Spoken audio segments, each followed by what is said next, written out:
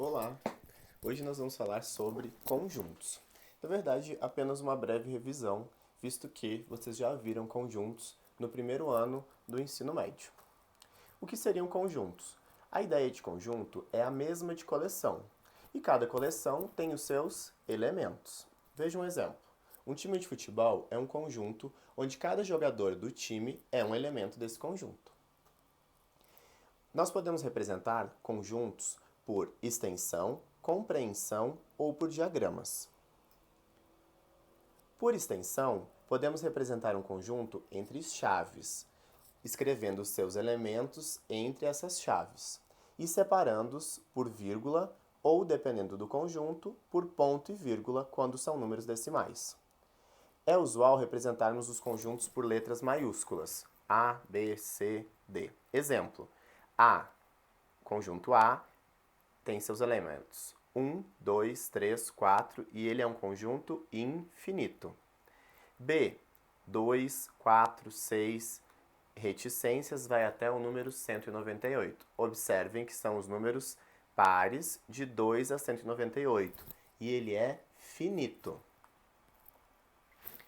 Por compreensão, o conjunto será representado por meio de uma propriedade que caracteriza seus elementos. Observe o exemplo.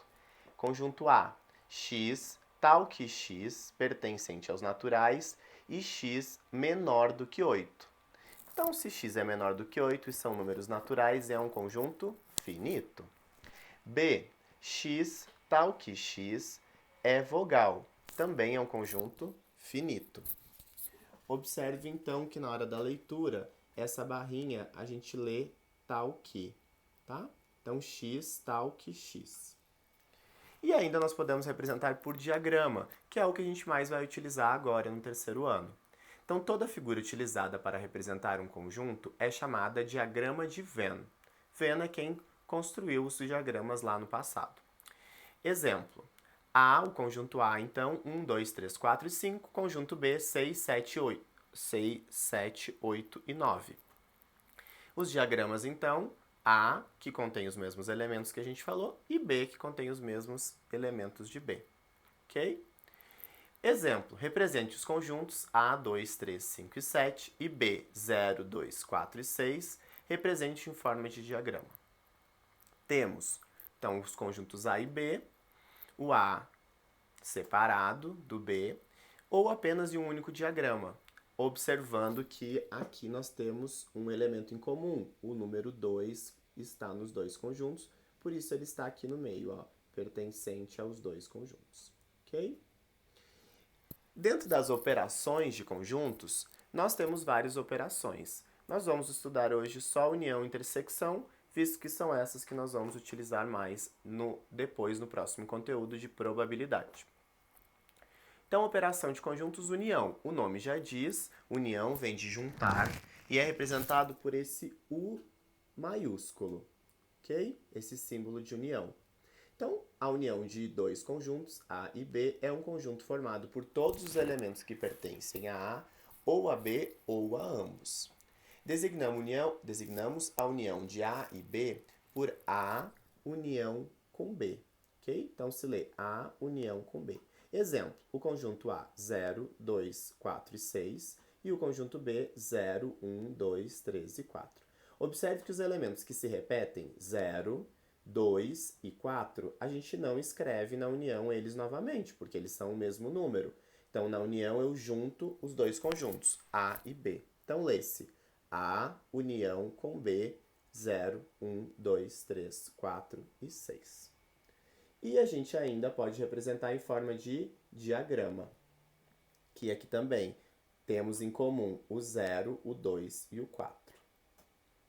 E ainda vamos falar de intersecção. O nome também já lembra muito a ideia de intersecção, que representa encontro. Então, tudo que tem no A e também tem no conjunto B.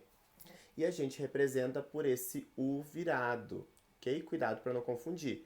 U é união e esse Uzinho virado, intersecção. Então, lê-se A intersecção com B, do conjunto X, tal que X pertence a A e também X pertence a B. Exemplo, então: A 0, 2, 4 e 6, B 0, 1, 2, 3 e 4. Observe que são os mesmos conjuntos do exemplo anterior. A intersecção é o que tem nos dois, 0, 2 e 4. Em forma de diagrama, nós temos a mesma representação. Onde está a intersecção? Aqui no meio, ó, os mesmos elementos que tem em A e em B. Ok? Exemplo. Numa certa cidade são consumidos dois produtos, S e P. S, um tipo de sabonete, e P, um tipo de perfume. Feita uma pesquisa de mercado sobre o consumo desses produtos, foram levantados os seguintes dados. Então, tem 210 consumidores de sabonetes, 180 de perfumes. De sabonetes e perfumes temos 50 e que não usa nenhum, 40. Quantas pessoas foram consultadas? Cuidado para você não sair somando tudo. Por quê? Porque dentro desses sabonetes e perfumes que usam os dois, tem que tirar os que usam só sabonete e os que usam só perfumes. A gente vai utilizar um diagrama para conseguir identificar, então, quais seriam esse total de pesquisados. Vamos lá, então, aos passos. Primeiro, vamos colocar os 50 na intersecção. Lembrando que 50 são os que usam sabonete e perfume. Então, ele está aqui no meinho, ó, 50. Como, então, eu vou encontrar os que usam só perfume e só sabonete? Fazendo a subtração. Lembra, sabonetes eram 210. Vou tirar os 50 que usam os dois, sobram 160 pessoas que usam somente A.